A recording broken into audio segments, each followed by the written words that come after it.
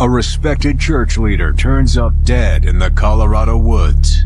He does not look like a person who's here to go hiking. Looks like some pretty unsavory activity.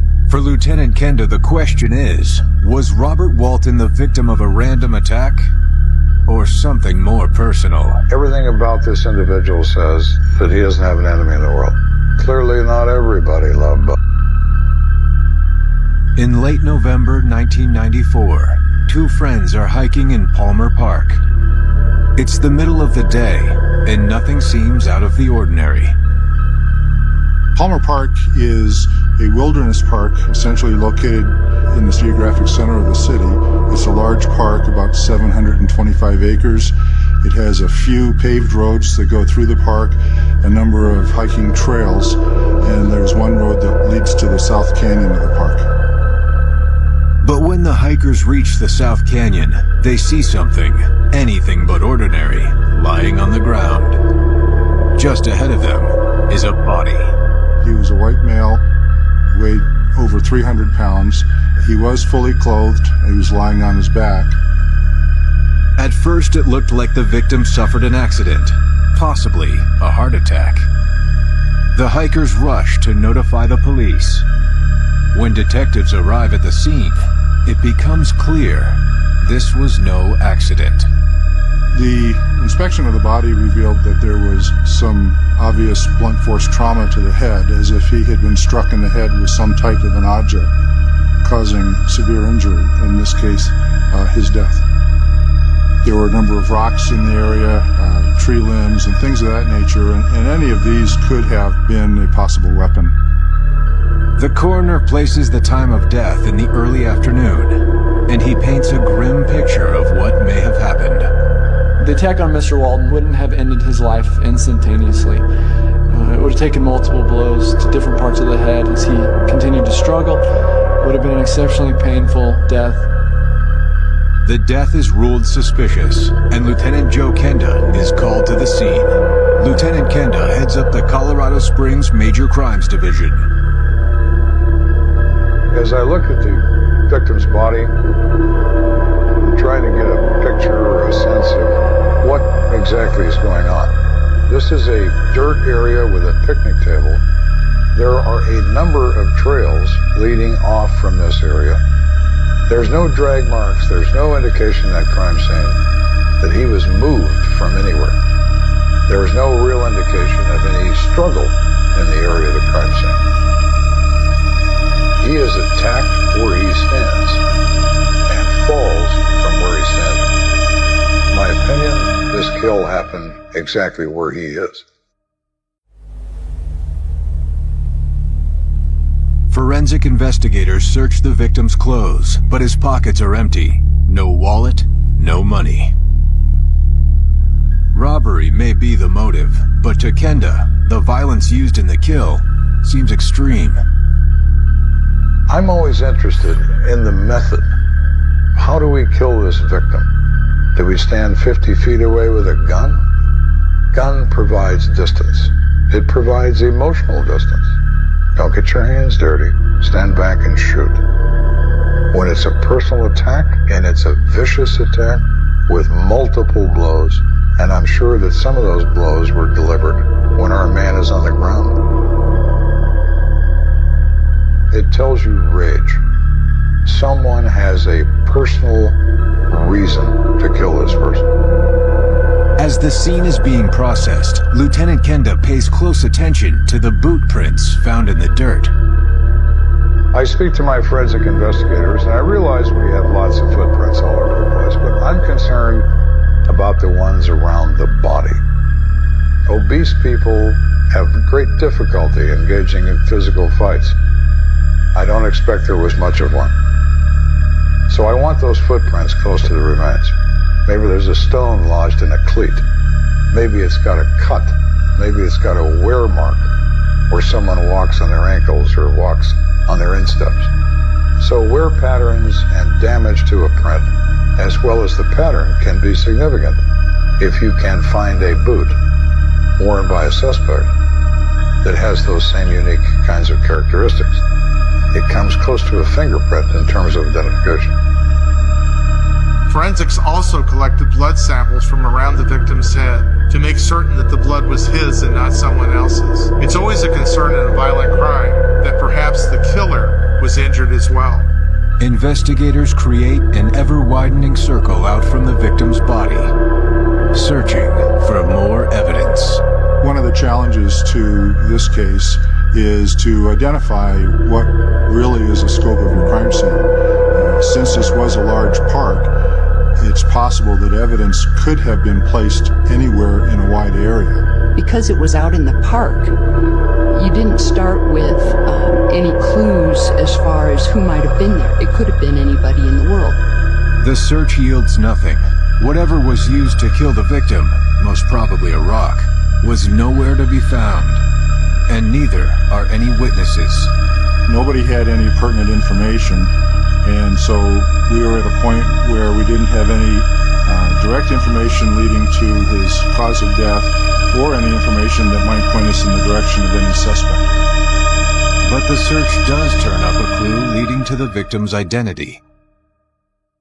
During the course of the preliminary investigation, they were able to account for everybody and every vehicle except for one van that was found. We did run the license plates on that van, and through that we were able to identify the victim in our case. That vehicle was registered to our victim, Robert Walton. 50-year-old Robert Walton. He's the deacon at a local church. But a religious leader? Pillar of the community? Who would want to kill this man? When we first got the message, it was kind of, was really hard to tell exactly what happened outside of he had been killed. It's pretty hard to believe that it could happen. You hear these kinds of stories from time to time, but it really don't sink in until it happens to a family member or someone you're close to. The news stuns members of the local community. And here was somebody who on the surface seemed like somebody who was the all-American person who was attacked randomly in Palmer Park, which was a place where everybody felt safe in the community. Dead bodies turning up in Palmer Park don't sit well with the public, especially if they've been murdered. And you start thinking, well, wow, is that something where somebody's just walking along a trail and somebody comes up after them, behind them, or whatever, and attacks them? Is that something that, I should be concerned about next time I go to Palmer Park? I mean, it's all heightened by the fact that it's the Christmas season. I mean, this guy had a wife. There's grief right at the worst time of the year, if there is a worst. Clearly, this holiday season will not be a joyous one for the family of the local deacon, nor the investigators working the case. We've got to determine who he is. Who are you, Robert Walton? And what do you do with your time? And how did you create and derive an enemy that found you in Palmer Park? In his 23 years on the force, this case will prove to be one of Lieutenant Kenda's most difficult. I was haunted by this killing. All we knew was that it was personal. Somebody wanted him dead, and I was going to find out why. When 50-year-old church deacon Robert Walton is found murdered in Colorado Springs' largest park, investigators immediately contact his wife. They want to know if he had any enemies. Mrs. Walton was in total shock when the officers told her that her husband was dead. She was even more distraught when they told her that he had been murdered. She found that to be completely unbelievable. She said her husband was a gentle person. He is admired by members of the church. He even offers counseling to members of the church. You just wonder who would want to do that to somebody like him that was always so friendly, outgoing with people. But if he was so well liked, why was he so brutally killed? Was it simply a robbery gone wrong? There's always a possibility of a motive you haven't thought of yet, or a circumstance that you're not aware of. At the moment, we have only two. it's robbery or it's personal.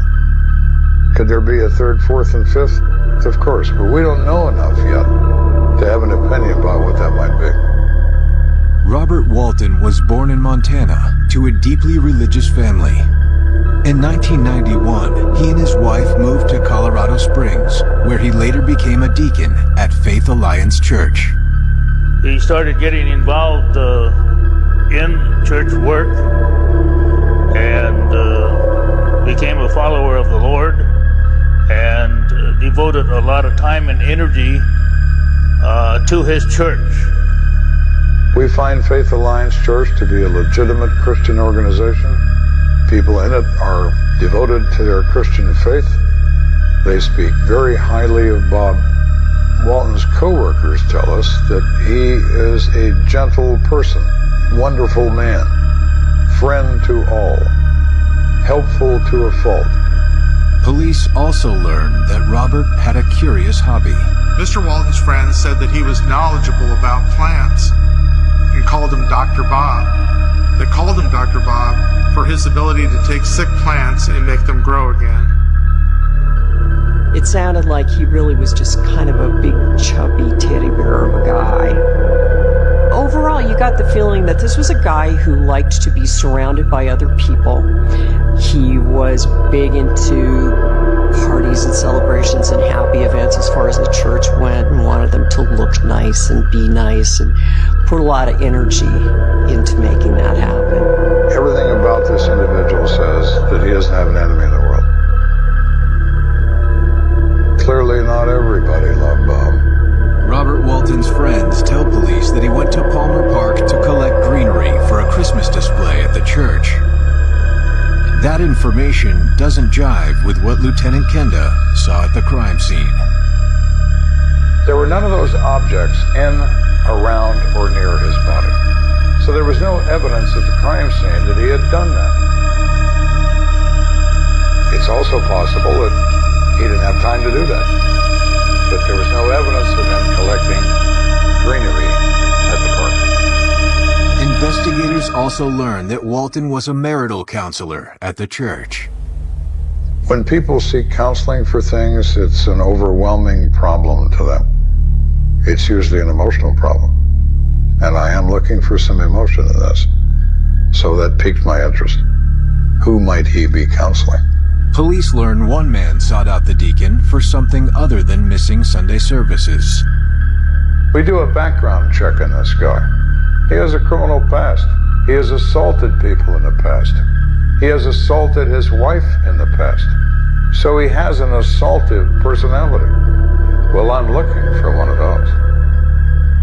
We bring him in and talk to him. He tells us that he was angry with Mr. Walton because he didn't think Walton cared about his problem.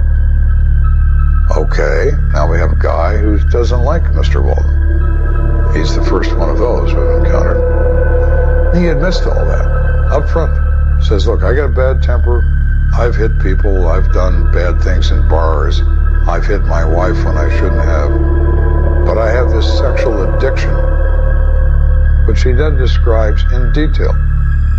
Not embarrassed by it, not the least bit concerned about his sexual appetites, and that's why he wanted Walton to give him advice, so that he could stop behaving this way. And he wasn't happy with the result. Kenda's looking for a motive, and he may have found it. But just because he doesn't like Walton doesn't mean he killed him. This guy may have had a reason to be angry, but he was very truthful in the interview. I can spot a liar. Then this guy just wasn't one. There was no indication he had anything to do with Walton's murder. Without any concrete evidence, the suspect can't be charged. Lieutenant Kenda decides to release certain details of the crime to the media, in the hopes that someone may have seen something unusual on the day of the murder. The police department came to us and said, can you help us in the Robert Walton case? Can you put out some information asking the public to come forward and tell us what they know about Robert Walton or about the circumstances surrounding his death, or maybe they were in the park at the time and saw something. The news generates a lucky break. A young couple recalls seeing a man in a large vehicle parked near where the victim was found. They drew their attention to him because he looked like he was angry or upset about something. So that was at least a lead. This young couple was able to describe this person as a white male in his middle 30s, 5'10", 170 pounds, curly hair, and his facial expression disturbed them. He looked angry, looked upset. The couple works with a sketch artist to create a composite drawing that's distributed to the local media. One caller points police in the direction of a local man named Jesse. The caller said this guy goes to Palmer Park and hikes in the area. He looks like the composite drawing. A background check reveals that Jesse is a laborer for a construction company. His ex-wife describes him as having a violent temper. Jesse is brought to the station for questioning. He's belligerent, he's angry. How dare you think of me as doing this? He does look like that composite drawing. He does wear hiking boots. He spends a lot of time in Palmer Park. Kenda knows that Palmer Park has a reputation for things other than hiking. So he decides to play a hunch. We asked him what his sexual preference was, and he came unstuck. He was really angry that we asked him, informing us that you can't put that in a police report. I didn't know there were rules about what we can put in a police report, but he apparently thought so. We obviously touched a nerve, and it was the simple question, are you homosexual? Now, when you get that kind of reaction and denial, then my conclusion is, yes, he is. And he doesn't want anybody on the planet to know it. But making the connection to Robert Walton is tenuous at best. He can't really explain where he was that day. But the vibe I'm getting from this guy is he's not our guy. He doesn't know Robert Walton. We can't connect him to Robert Walton. And even though he does look like that drawing, so do many other people. The suspect is released for lack of evidence. But his reaction to Kenda's questions gives the veteran detective a new approach. Kenda refocuses the investigation not on who, but on why.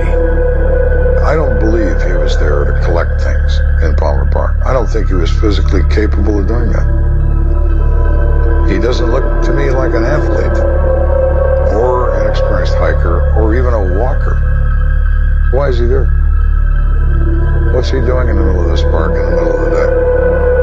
Palmer Park has been linked with illicit homosexual activity.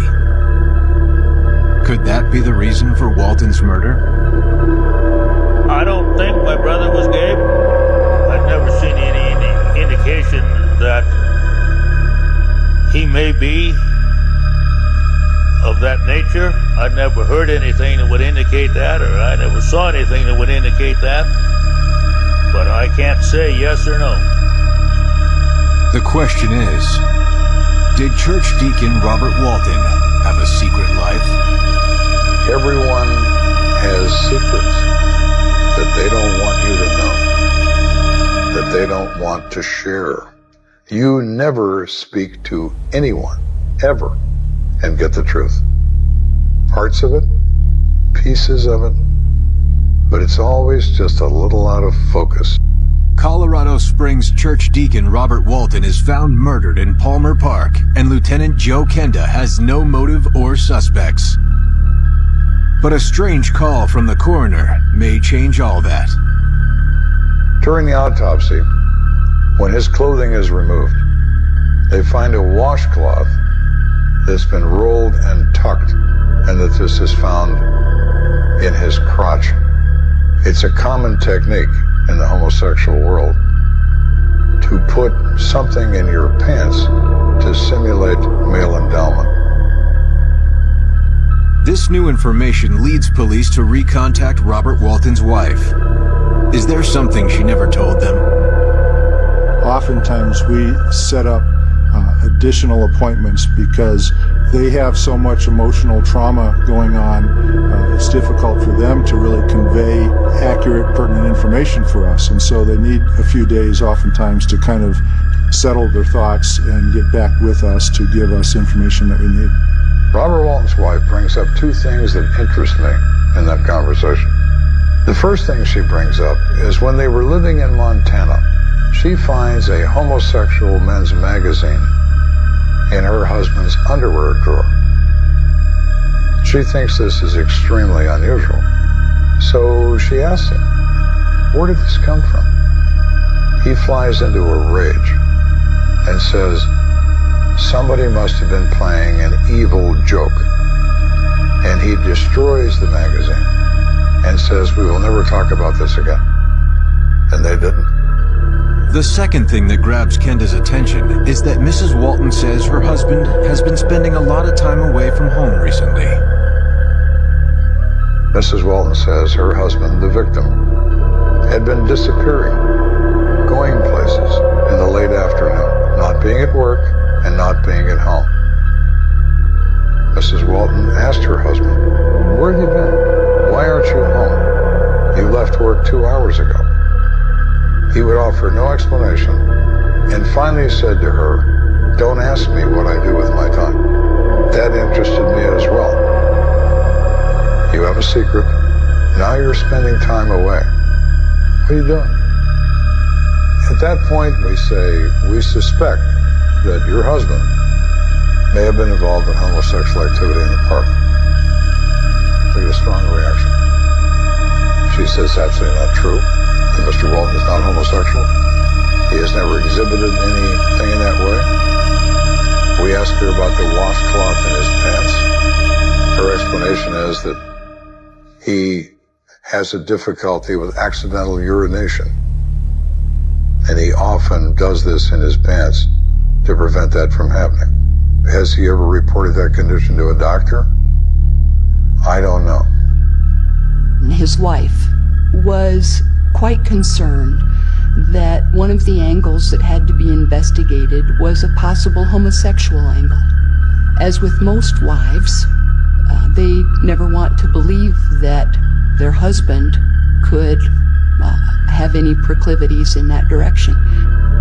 And whether or not he did was an open question. But it had to be investigated. In order to find answers, you have to look behind all the doors. And one of those doors may be right in front of them at the park itself. Kenda's team sets up an undercover vice operation to lure their killer in. There's a certain part of that park that's known to the homosexual community where you can meet someone new. It's commonly used as a cruising area for stranger-to-stranger homosexual sex. That part of that park is the South Canyon. The South Canyon is where our crime scene was. So we ran an undercover operation with the park police to try to round up and apprehend as many people as we could. Not for engaging in homosexual activities, not against the law. I have no interest in homosexual activity in terms of the police. I'm looking for a killer. I'm not looking for a homosexual male. But my audience is potentially homosexual. Do they know who might have committed this crime? Have they heard anything in their community about this crime? A number of arrests are made, but no one in the park has any information of value. Police turn their attention to local homosexual bars.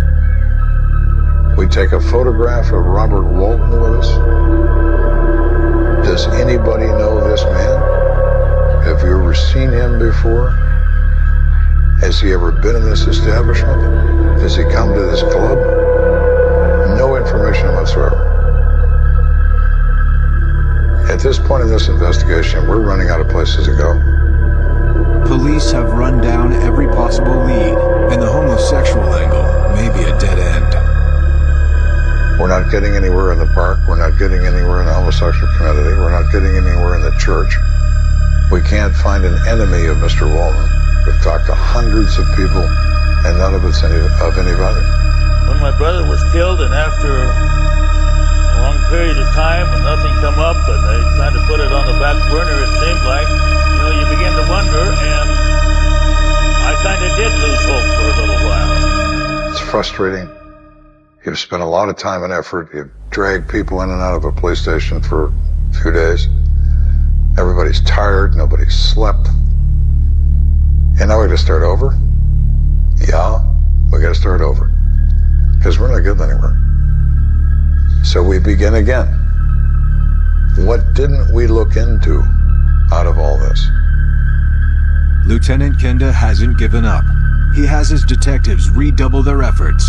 They start with Robert Walton's past. Employment records indicate that several years before his murder, Robert Walton worked at a flower shop. Robert Walton worked at Sunshine Florist. Sunshine, it was S-O-N, Shine, was a florist shop that catered to more of a Christian clientele. The Sunshine referred to the Jesus Christ, Son of God. So it was a place, I think, where Robert Walton felt comfortable because he was very active in his church. Police talked to the owners and learned something strange. Walton did in fact work there, but he got fired when some money vanished from the safe. When the money came up missing, there was no one charged at the time with the theft. There were people who had access to the money, and that included Robert Walton and others. But as far as what actually happened to the money, that question was never answered. One of the things we wondered at the time is whether or not Robert Walton had been involved with the theft in some way or knew who had, and that his killing was not random but was in some way related to the disappearance of that money. Investigators then hear something equally bizarre. On the day of his murder, Robert Walton paid a visit to Sunshine Florist. That interested me. What was he doing back in that flower shop on the day he was murdered? Was he there buying flowers? Or perhaps he was there to meet someone? Maybe that someone killed Robert Walton. For nearly a year and a half, the investigation into the murder of Robert Walton goes nowhere. But investigators discover that the church deacon was suspected of stealing money from a flower shop where he once worked. That robbery was never solved. I understand that nobody could really find a motive or had any idea of what might have happened or why it happened. My personal opinion is that it was something that made them back to the money that was stolen at the flower shop. If this is true, police may be looking in the wrong place. Kenda runs background checks on all of Walton's co-workers at the time of the robbery. Turns out, one has a criminal record. The fellow's name is Bryce Miller. Bryce Miller has a criminal record for assault. That's very convenient, Bryce, because I'm looking for a guy who lost his temper. Kenda also finds out Bryce Miller drives a truck for work. Police know that two witnesses saw a suspicious white male, average height, mid-30s, driving a similar type vehicle. It's a company vehicle, but it's his.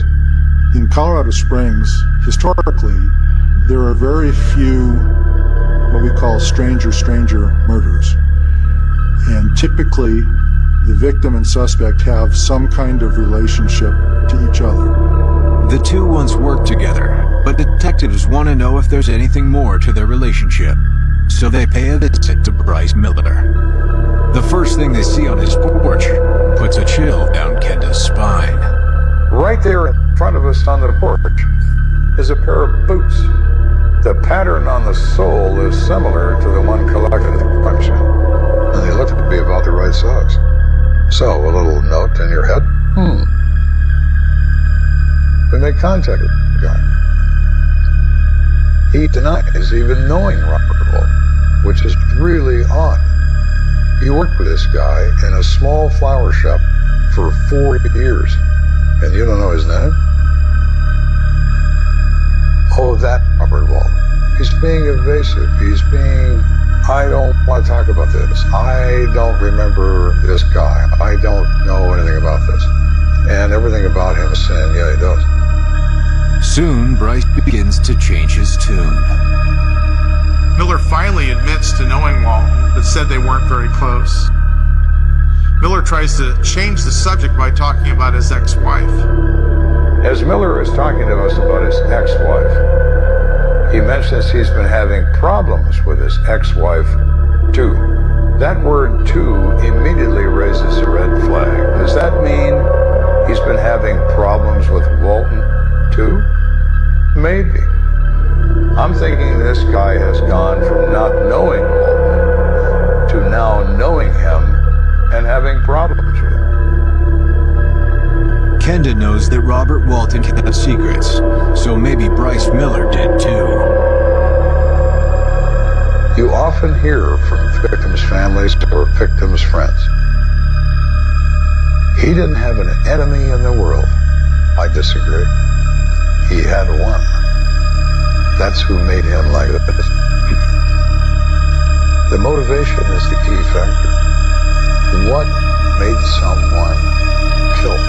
How they did it is interesting. What they used is interesting. But why they did it is the key to finding who did it. Police bring Miller in for questioning. Lieutenant Kenda tries to make him uncomfortable. He starts by telling him that 2 witnesses have placed him in the park on the day of the murder. Miller admits that's true, but denies going there to meet the deacon. We tell him we don't believe him. We tell him he's lying. We tell him obviously he is connected to Bob Walton. We tell him we think you're in Palmer Park that day. You meet Bob. You confront Bob. You beat Bob to death. Deny. But he denies it a little less fervently each time. We didn't have evidence against Bryce Miller that could have supported a filing of a charge. When you have to prove it's something beyond a reasonable doubt, you need a lot more than just suspicions. Investigators suspect that Walton's murder may have something to do with the money stolen from the florist, where they both worked. The problem is we didn't have any physical evidence to tie Miller to the murder. So we needed some way to make him confess. So now we're looking for a pressure technique. We know he has a daughter, young daughter. We know he's in a custody dispute in court because he wants that kid. Bryce, if you tell me what happened and it was an accident and you didn't mean it, it just sort of happened, well, that's second-degree murder. And you are young enough to where you might actually get out of prison. Maybe in time to see your daughter's wedding. But if I think you planned this, and you enticed Bob Walton there so you could kill him, that's first-degree murder. And you are never going to see that child on her wedding day or any other time. It's a year and a half into the Robert Walton murder investigation, and police have zeroed in on Bryce Miller as their prime suspect. But unless he's willing to admit to killing Walton, police don't have a case. So Kenda uses Miller's daughter as leverage. He starts to cry, and then he uses that same expression. I didn't mean it. I didn't mean it. I didn't mean it. He just kept saying it. You didn't mean what, Bryce? You didn't mean what? When he starts to turn, when you know that, okay, he's come to grips with this. He knows he's trapped, and the next words out of his mouth are going to tell you about it. You can see it in his face. He's run out of excuses. He's run out of lies. He has the look of surrender. That's the moment when I sit back and say, I am talking to the right guy. In the Walton case, I've been looking for you for 17 months. And now here you sit. This is our guy. Bryce says he meets Bob Walton in that park by accident. He just runs across him. Bryce says that when they're talking, Bob Walton tries to sexually assault him. Bryce says, "I think I'm going to be raped." Then Bryce says he picks up a rock or a stick, says he can't remember, and he hit Bob Walton in the head several times. And then he decides that Bob is probably dead. So he goes back to work. Bryce has confessed to killing Walton, but says it was an accident. He said that Robert Walton had approached Bryce Miller, and made a sexual overture toward him. Bryce Miller's version of events is that he tried to rebuff that advance, and Robert Walton kept insisting. What was interesting about it is that he never said Robert Walton got physical with him. So in the confession, it jumps from Robert Walton made a homosexual advance toward me and then wouldn't go away. And then he describes the scuffle between himself and Robert Walton. He says Robert Walton fell down and that he, Bryce Miller, fell underneath him. And he couldn't push him off. But Kenda doesn't buy it. The odds of Bryce Miller running across Bob Walton in the middle of this square mile park have got to be 100 million to 1. But he insists he did. He insists that. I think that Miller and Walton knew each other. I think it's very possible they had an affair. They met there on purpose by prior arrangement. Bryce says there's no connection to the money stolen from the flower store. The connection is sexual. Kenda's instinct all along. He's arrested, taken to jail, and booked in for second-degree murder. Second-degree murder in Colorado is the knowing causing of a death, not premeditated. Premeditated is first-degree murder, which is, at that time, life in prison. Bob's wife called and she was excited. She had just gotten word that they have arrested an individual and told us who it was. Finally, they're going to get justice here. Investigators at the Colorado Bureau of Investigation Laboratory compare Miller's boots to the impressions found at the scene.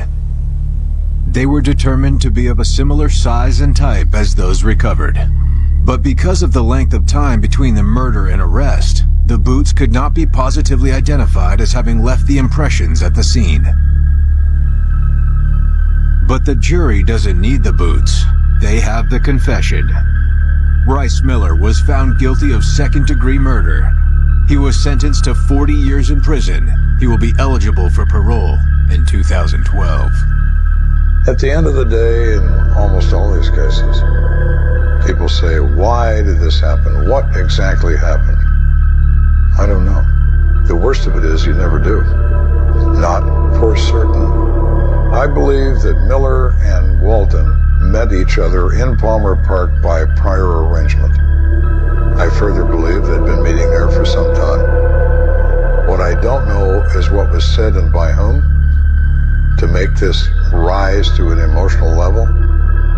That happened. When Miller says he was chased by Walton, I absolutely don't believe that. Walton wasn't physically capable of doing that. I think Miller attacked him and killed him right where he stood. For whatever offensive thing he said, or whatever offensive thing he might have done. But Miller was not acting in his own defense. He was attacking and killing his lover for reasons that only he knows. You always wonder just what happened and why it happened. There's only two people that know what happened. One of them is gone, and we know what the other one has told us, but we're not sure that we have all of the details. The end result was that Robert Walton was killed. He was killed by blows to the head and left in a park for somebody else to find. 18 months went by when his wife didn't know why his body was left in a park. Rice Miller is the one who hit him in the head and caused him death. Linda and I corresponded for some time after the case was over. Then she was able to move on.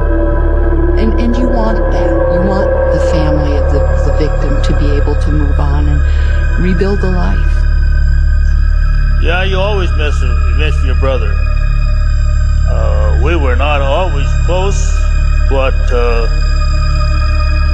even at that, you still miss family. The justice system is a very foreign place and hard to understand. So if there's something as a prosecutor you can do to try and ease that road for them, yes, that's a very important thing. I was impressed by Detective Kenda's investigation. I was told that he never ever forgets a case, and he always keeps it in the back of his mind that some way these cases need to be solved and can be solved, and apparently he has solved quite a few cases. Cases like the Walden case can be very difficult to work because you have secrets you're dealing with, secrets from all sides. No one wants to tell you anywhere close to the truth. It makes it very, very difficult and can be very frustrating. So it felt especially good to resolve this. And I sit back and I feel good about myself. A successful day at the office. Because so many days are so frustrating. You have to cherish the moment when you can. The place can be so busy that moment of cherishing it doesn't last very long. Because the phone's ringing. The next homicide is knocking on your door. But you try to take that moment and say, ooh, I did something right there. And that's on to the next thing. Because there's going to be a next thing. Kind, caring, and vivacious. Erin Chorney was a bright light in the community of Brandon, Manitoba. Erin loves to get out and have a good time, until one day, she doesn't come home. The tight-knit local community rally, but searches and pleas go nowhere, and there aren't any leads, until one day, anonymous letters start to appear. All of the letters alluded to the writer either being responsible for Erin's disappearance or for having intimate knowledge of what actually happened. Police intensify their search and leave no stone unturned. We actually went in and did a surreptitious search of that grave to determine if Erin's body was likely in there. Eventually, detectives decide to take it to another level. There are investigators who do become very proficient at conducting undercover operations where they can fully immerse themselves in a criminal underworld, so to speak. Sometimes to catch a criminal, you have to think like a criminal.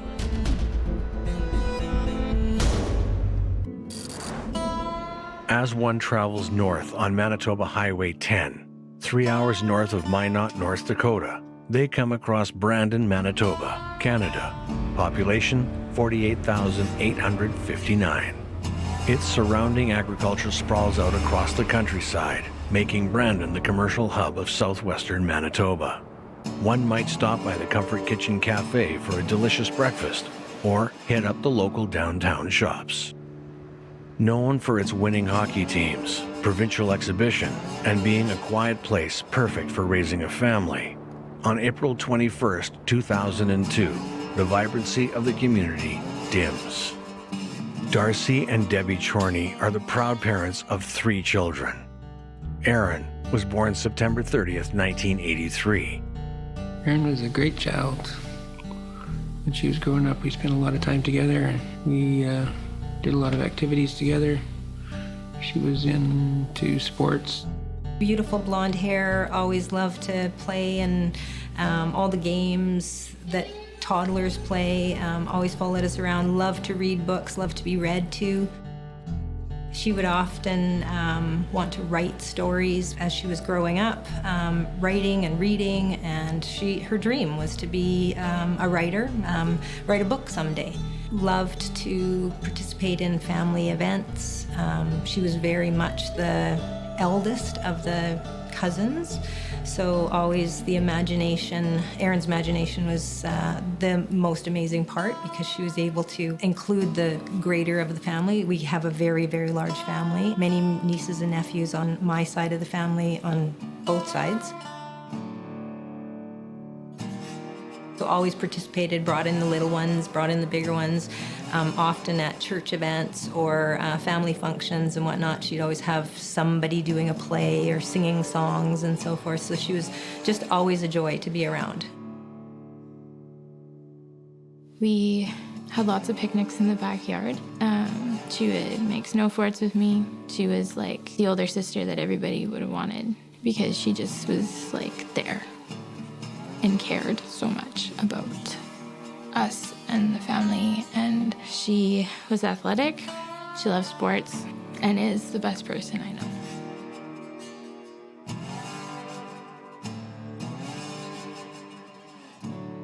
But she always involved me. Like, her friends always would let me put their makeup on or whatever.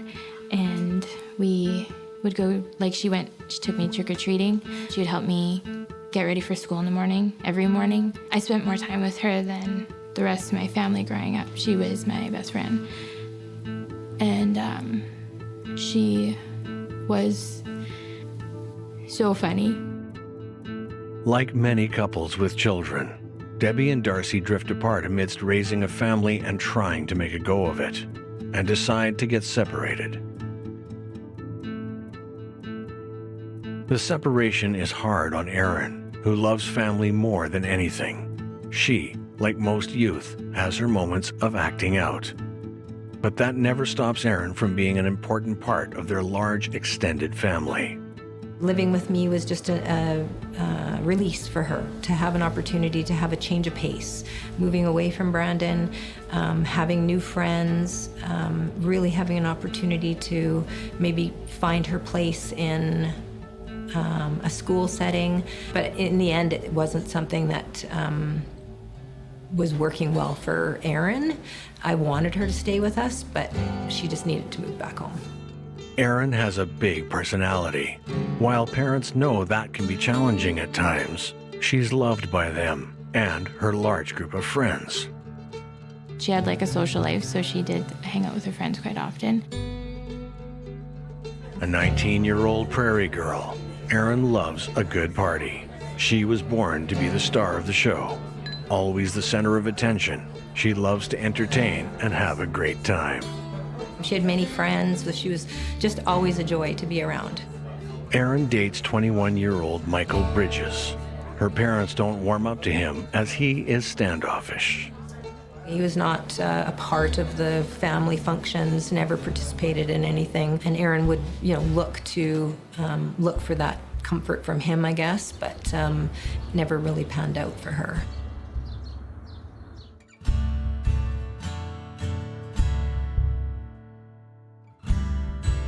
Erin spends a lot of time with Michael over the course of their short relationship, but things don't work out and they break up.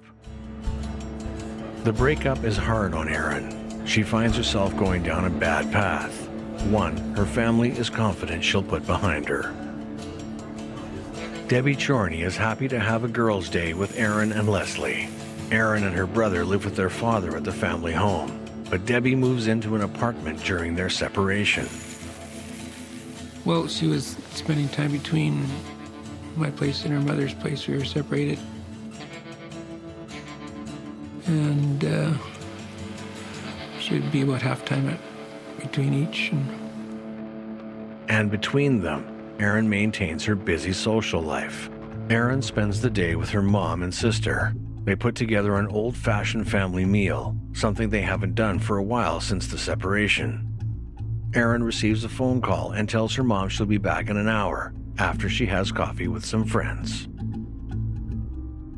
She can't get away without a hug from her younger sister, Leslie, who looks up to Erin. I think the age gap helped just in terms of, like, I think Erin was able to talk to me without having, like, a filter on. Because I was so young, she was able to talk to me a lot more comfortably than she would the rest of the family, maybe. Erin leaves with her ex-boyfriend, Michael Bridges, and his friend, Bountavi Segmani. After they drive around for a bit, it becomes clear that Bountavi is the third wheel, and he gets dropped off at home. According to Michael, Erin and he spend an enjoyable evening together. She cuts his hair and gives him some relationship advice. Despite being broken up, they're determined to remain friends.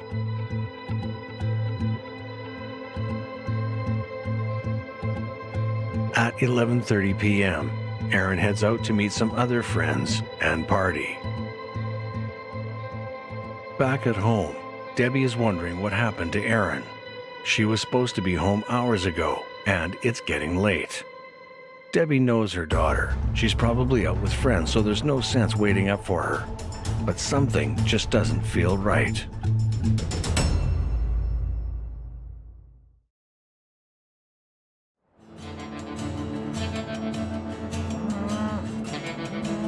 The second largest city in the province of Manitoba, Brandon serves a large agricultural region of southwestern Manitoba known as Westman. In 2002, the city was known as one of the 10 best cities in Canada. Always had the kids out all playing or running the fields at Brandon Hills and playing hide and seek, whatever it would be. So Brandon was a great place to raise a family.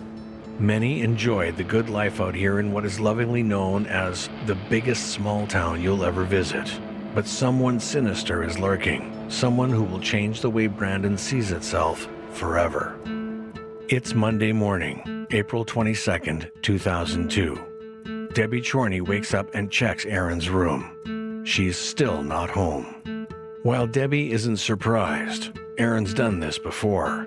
She's concerned that Erin doesn't have her things.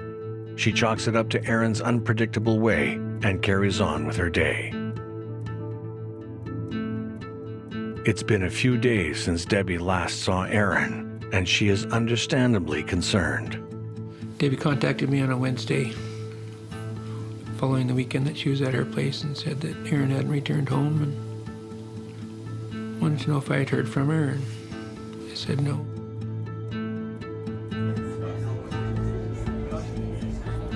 Could that be it? Is Erin just out with friends? Well, we were hoping that she had just, gone off on a tangent and took off somewhere, and she would contact us sooner or later. Erin's been away before, but she always calls to let her family know she's safe. When Debbie and Darcy see that Erin hasn't taken her medication with her, their concern is heightened. I remember sitting on the couch and I was watching TV one night. My mom was calling every single person that she could think of. And she was like, she had the phone book and was crossing off like names and writing down every single name. And it was just like hearing the phone hang up and then be picked up again. And the same, like if you've heard or seen Erin, please let us know because we don't know where she is. With no luck contacting friends and family, it's time to call the police. Sergeant Dallas Lockhart is assigned to be the lead investigator after police hear about Erin's disappearance. As he takes down his notes, he knows he'll have his work cut out for him. Her mom, Debbie, came to the police station in person and filed, in essence, a missing person report saying that her daughter, Erin, hadn't been heard from for several days. This was atypical behavior, but not out of the realm of possibility that Erin was just off partying somewhere. The member who was assigned to it at that time did the preliminary inquiries, doing the obvious things, checking to see if there was any interaction with police through our records management system, checking the hospitals and other avenues where somebody may go.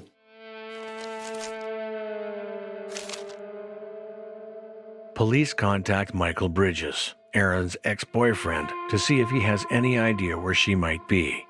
Police are shocked to learn that Michael is with Erin the day she disappeared. Michael describes his evening as a pleasant one. She cuts his hair, they hang out for a bit, share some laughs, and she leaves around 11:30 p.m. that night, concluding that Erin was a good chick. The police are suspicious. They know that all is not as it appears when it comes to Erin and Michael's relationship. Her and Michael met each other, and it was always tumultuous. The whole relationship was tumultuous. I remember the Easter of 2002, our whole entire family drove out to Saskatoon to visit some family members.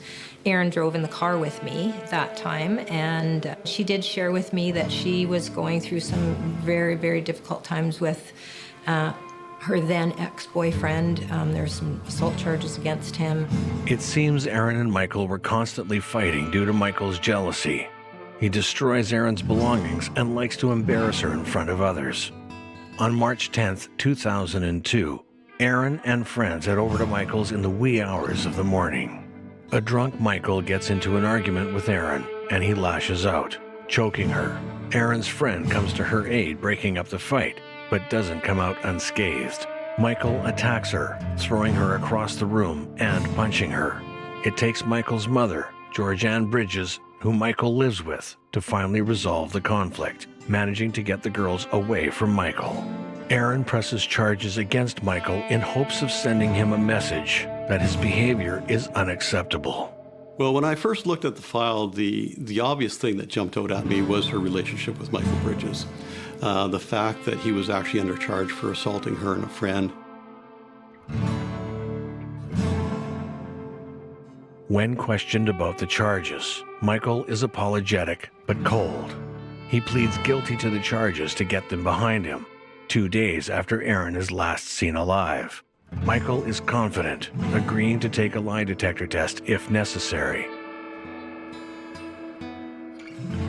The validity of a polygraph test result has long been debated both scientifically and in the criminal justice system. In fact, the United States Supreme Court and most courts in general don't accept the results of polygraph tests. They're considered to be somewhat unreliable. Suspicious or not, with no body or authority to keep Michael in custody, he's released. Police speak with Michael's friend Balthavi Sigmani. He confirms that he saw Erin on April 21st with Michael, but is dropped off shortly after they pick her up. Sigmani even volunteers to take a lie detection test to prove his innocence. Police continue their search for Erin, but are running out of leads. No one knows where Erin is, and Debbie and Darcy are at wit's end. They try to remain hopeful that they can find her. But as days turned into weeks and weeks turned into months, we realized that wasn't the case. Darcy and Debbie Chorney are at wit's end. They plead with the community for any information they may have on Erin's whereabouts. The overall community response to the Chorneys' plight is heartening. Search parties were incredible. The community of Brandon was so incredible, trying to help us find her. Friends across Canada were putting posters up, child find posters, trying to figure out where she was. I remember them searching for Erin, and my mom and dad, I know, benefited from having child find walk them through and help them know what to do, or press-wise, it sucks to have to be in the spotlight all the time. My school actually was amazing. They were super, and they protected me from a lot of people talking about it.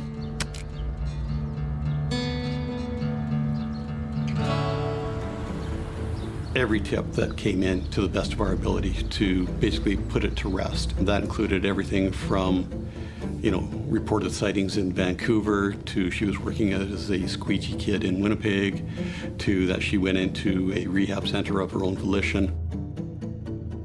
As we progressed through it, Mike Bridges goes from becoming really a witness to a person of interest to a suspect. Police bring him in for questioning again, but this time he refuses to take the polygraph test he had agreed to take earlier. What could he be hiding? I had bad thoughts about his possible involvement right from day one, because shortly after she went missing, we formed a search party south of Brandon, close to his place where she was last seen. And you'd think that if he wanted to be involved in any way whatsoever, he would have been part of that search group, but he was not. After some analysis, authorities determined that Michael Bridges had some interesting body language during his interview with police, and he refers to Aaron in past tense. They need to take action quickly. On paper, everything that he said looked great, but when we looked at the video and put the audio and watched it in context of the nonverbal cues, the body language that he displayed, we knew that he was concealing a lot more than what he was telling us. Care must be taken so Michael Bridges doesn't realize he's just become the prime suspect. He's put under surveillance to see if he'll lead police to any clues. He would stay hidden in the house for days or weeks at a time, not even associate with his few close friends. So we were becoming very frustrated with his lack of engagement overall, not just with us, but in life in general. That was a frustrating point in this investigation for sure. All the surveillance on Michael is proving he leads a boring life. It's time to get inside and see what they can find. We firmly believe that we had basically crossed all the T's, dotted all the I's in terms of being your standard investigational techniques. They had really gotten us only to the point where we had to look at making another step.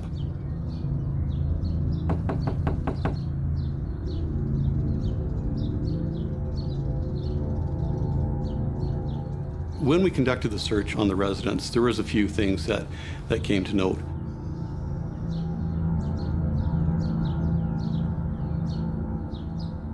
In terms of forensic evidence, there was nothing.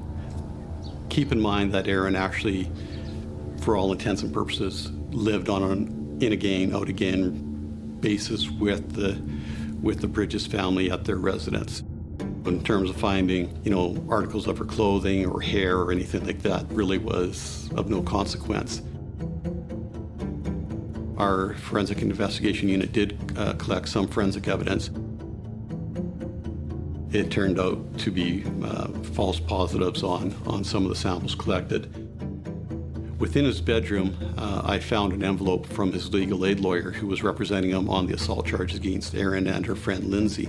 But on the back of that letter from his legal aid lawyer, I found what I would refer to as crib notes, which outlined the basic story that he gave me during my initial interview with him regarding him and Erin's involvement the night that she was last seen by her family.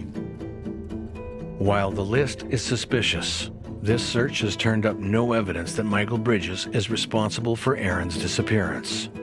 And worse, their prime suspect now knows that he's on the police radar. It's been almost a year since Erin Chorney's disappeared, and things are not looking good in the search for Erin. However, the plot is about to thicken.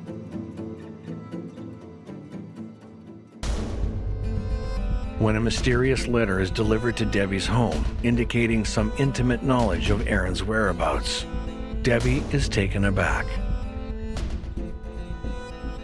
All of the letters alluded to the writer either being responsible for Erin's disappearance or for having intimate knowledge of what actually happened. So aside from looking at the content of the letter, we also submitted the letters for forensic examination. While the letter is understandably nerve-wracking for the Chorneys, Sergeant Lockhart is hopeful that they'll make contact with the letter's writer. They went in for fingerprint examination. They tried lifting DNA off the stamps and off the seal strips on the back of the envelope flap. None of that came to anything of fruition. So either the person who sent the letters was incredibly lucky, or they were very organized and left no forensic evidence for us to find. From the analysis, they believe the letters have all been written by the same person and in the opposite hand. Our detectives one step closer to finding Erin Chorney. After spending an enjoyable day with her mother and sister, Erin Chorney heads out for coffee with a friend. Known for loving a good party, when Erin doesn't come home the night of April 21st, 2002, no one thinks much of it. It's now been a year since anyone has seen or heard from Erin. When cryptic letters begin appearing, police are hopeful they'll lead to some answers. But those hopes are dashed when the letters pose more questions than they answer. The community struggles with the fact that Erin is still missing. But for Erin's immediate family, it's unbearable. And then some cryptic letters that popped up somehow, and so there's more than one disturbed person doing this too. And it was very unsettling to read these and have them read to you. Police are desperate for clues. Their fears of going public have come true. They're inundated with numerous erroneous reports of possible Erin sightings, but they're all for naught. They know the letters have to hold a clue, but their pleas for the writer to come forward, along with Darcy and Debbie's pleas for more information, have all gone in vain. The reality is, all the evidence they do have, circumstantial or not, points to one person. Out of options, out of clues, it's time to get creative. While police are having difficulty finding Erin, their number one suspect gets a surprise visitor. It's a woman offering him an entry into a contest. An attractive smile is just what he could use after a year in the hot seat with police. And the chance to go to Calgary to watch a professional hockey game is just the thing to cheer him up. A few weeks later, Michael receives a phone call telling him he's won the contest. He can hardly believe his good luck. After the hockey game, Michael goes to a strip club where he meets another prize winner, Brock, and the two hit it off instantly. Michael's keen to maintain a friendship with him, and when he tells Brock he's from Brandon, Manitoba, Brock's elated, saying he's planning on moving to the area for some work, so the two exchange numbers. A few months have passed and Michael and Brock have struck up a friendship. Michael, lifelong in the western Manitoba area, arranges an apartment for Brock so he can be settled when he eventually moves there. And Michael can't put his finger on it. What exactly does Brock do for work?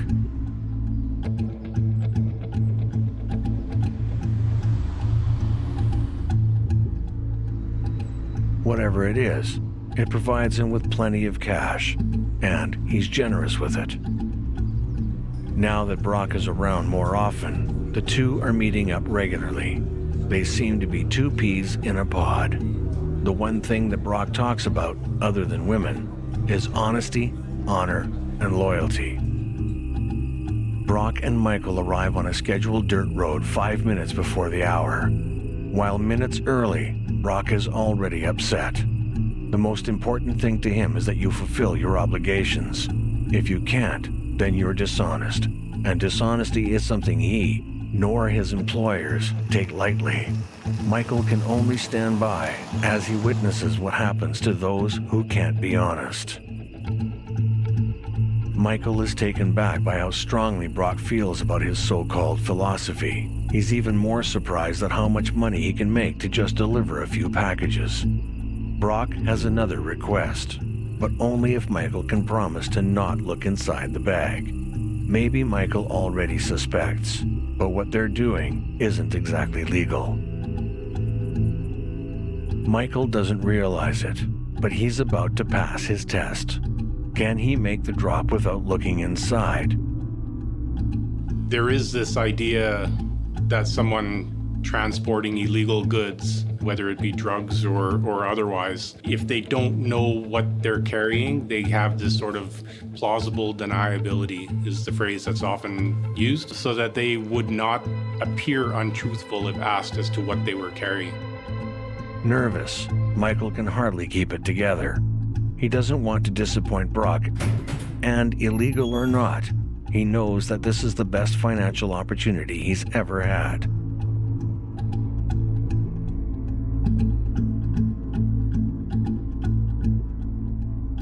With a successful drop, Michael has shown he can at least get the job done. It's when Brock gets a troubling phone call that money is missing that proves he's all in to be a part of Brock's world.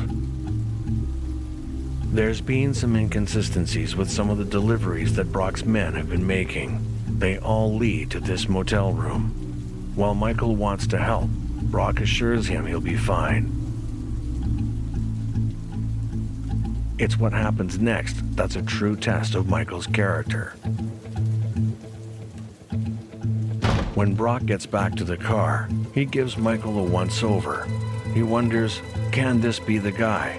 Can he do what it takes? Michael laughs, openly wondering why Brock just didn't kill the woman. Michael is ready. He's passed all the tests Brock can throw at him. It's time for the big ask. Brock asks Michael if he wants to join the criminal group that he's a part of, officially. But there's a catch. To get in, he must impress the boss with a tale of truly despicable nature and confess his biggest sin. The question is, does he have one to tell?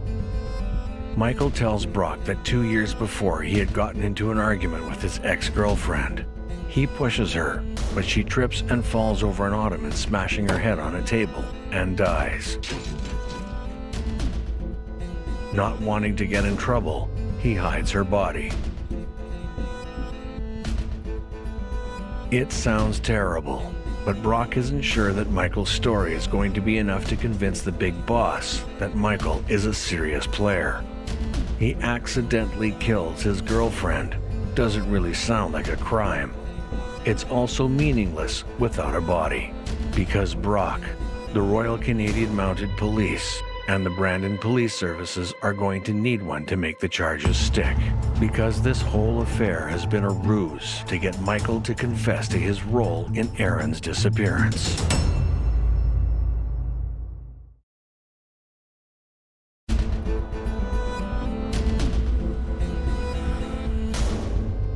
Vibrant Erin Chorney of Brandon, Manitoba, has disappeared sometime on the evening of April 21st, 2002.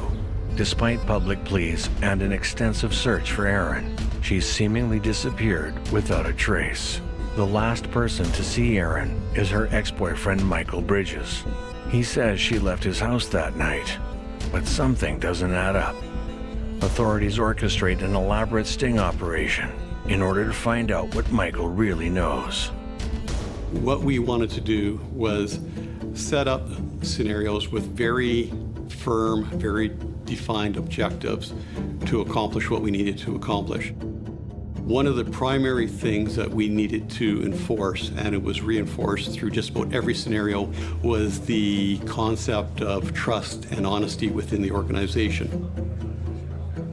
So to show that Mike was gaining the trust of the organization, he was giving a task where he had to transport the bag, which I believe he thought contained firearms, to a different destination, drop that bag off, pick up another bag or envelope and bring it back and turn it over.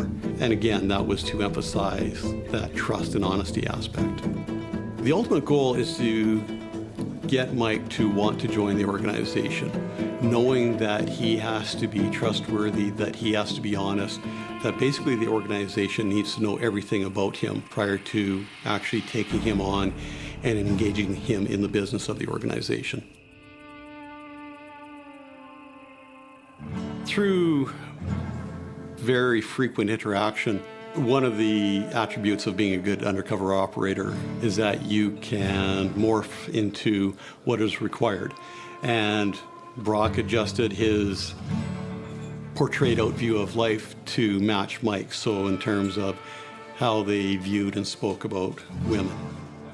Going for frequent meals at restaurants where Brock was always picking up the tab.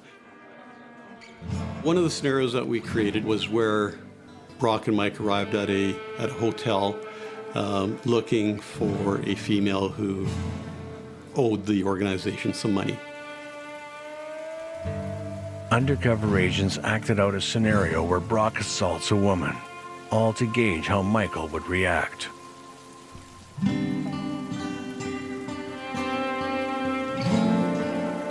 Mike liked money, he liked having disposable income, he didn't want to have to work too hard, and he liked being able to portray himself as kind of a successful person without having to put the effort into it. Brock's organization promises to provide that. All it needs from Michael is honesty.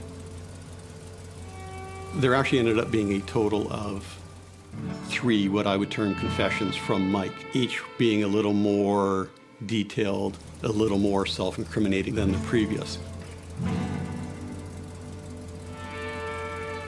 He gave a very loose description as to what transpired, justifying everything that he did, basically portraying himself as a victim of the circumstances and having to take the action that he did for self-preservation.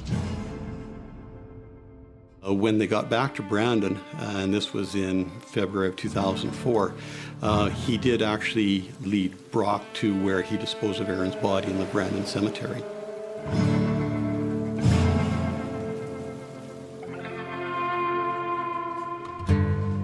The following day, he gave a second, more detailed, more incriminating confession to Brock as they were sitting in a restaurant.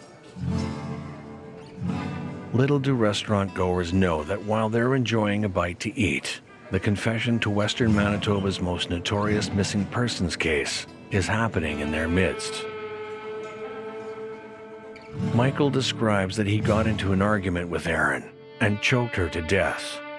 With the assault charges that she had already laid against him, he knows that he had to cover it up by hiding Aaron's body in a shallow grave.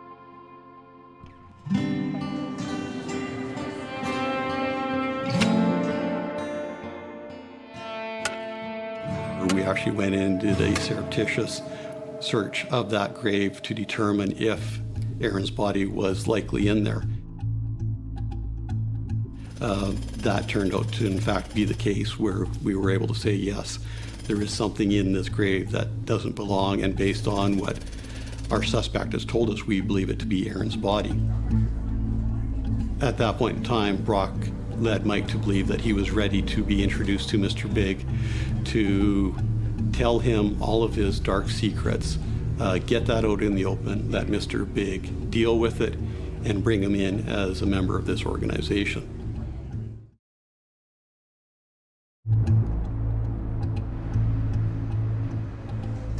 There are investigators who do become very proficient at conducting undercover operations where they can fully immerse themselves in a criminal underworld, so to speak.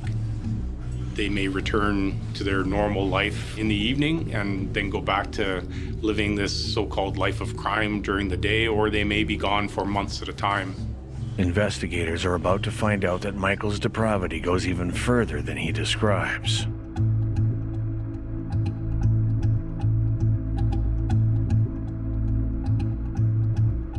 It's Michael Bridges' big night. Unaware that he's in the midst of a massive sting operation, his undercover RCMP handler, Brock, encourages him to go over the details one more time before meeting the boss.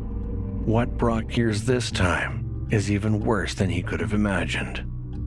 Brock actually has him go through the confession one more time as a rehearsal for what he's going to tell Mr. Big, and that was what was video and audio recorded at the hotel.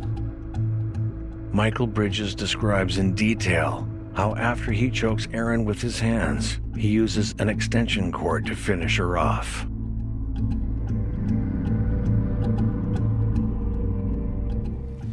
When the extension cord proves unsuccessful, he then fills the bathtub in order to drown her.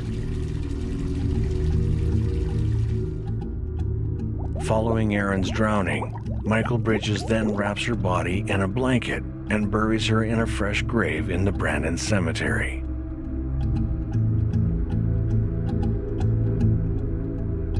As that was happening, that's when we were involved with recovering Erin's remains from the cemetery. So those two events kind of happened simultaneously.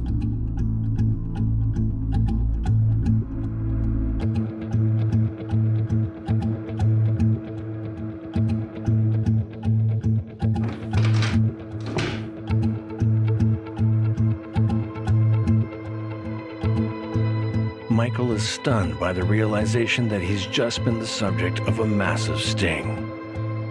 That's where everything kind of came to fruition in terms of our investigative efforts.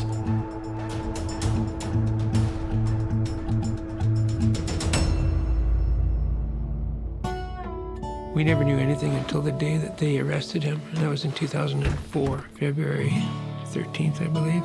I got a call from Sergeant Lockhart saying, could you come down to the station? We have some new information.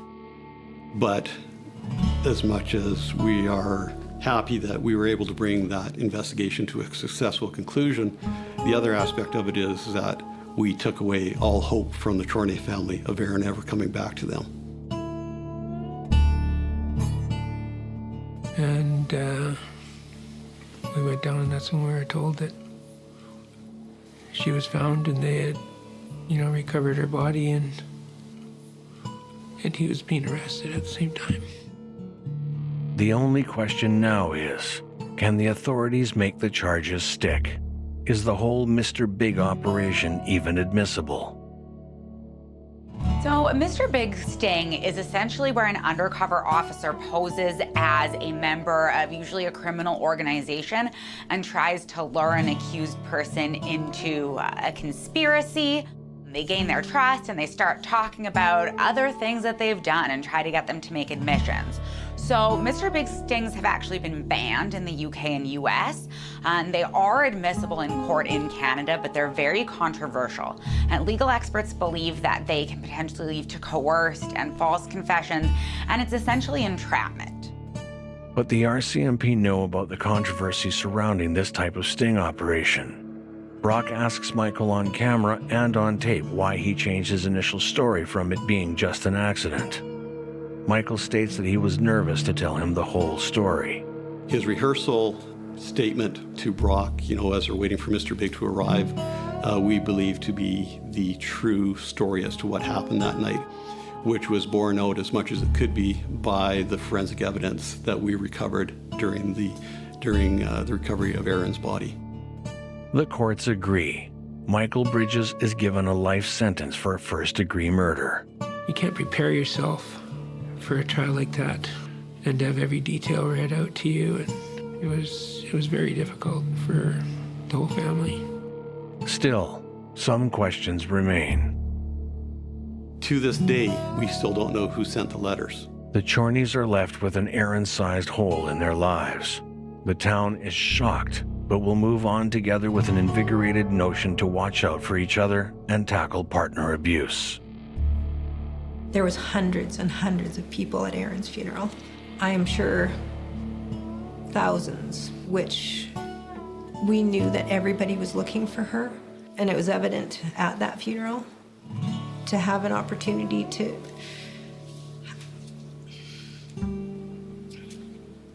say goodbye, because we never could say goodbye.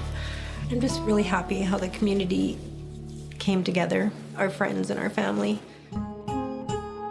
So traumatic for all of us to have to deal with the emotions. And I don't want anybody else to have to go through this again.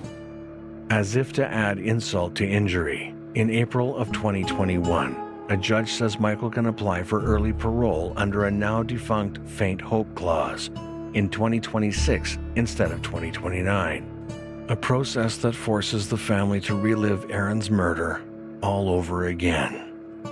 He's supposed to be in there until 2029, and that's still not long enough as far as we're concerned. It's like the feeling like there's enough things that could make up for, like, you can't just be a better person and say it's okay, because it's not. It's not okay. Erin's not just a tragedy, that she is like the best sister. She is the most amazing daughter. She is the best friend for me. Like, that's important, that her memory is made known, that she is still so loved, still so missed.